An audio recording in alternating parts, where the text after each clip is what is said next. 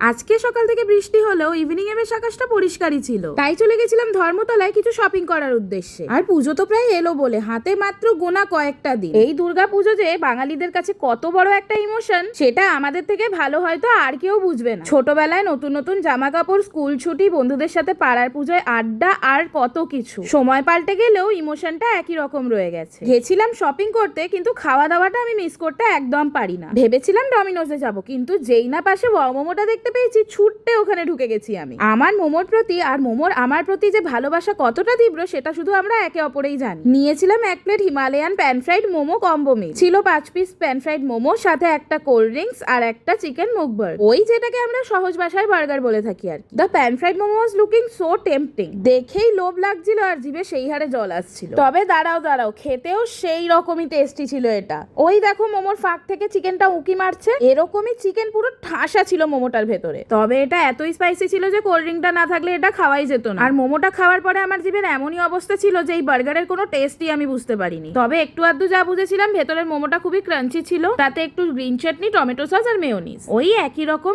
Normal burger আর কি। শেষ পর্যন্ত বলা যায় ওয়াও মোমোতে আমার এক্সপিরিয়েন্স মোটামুটিই ছিল।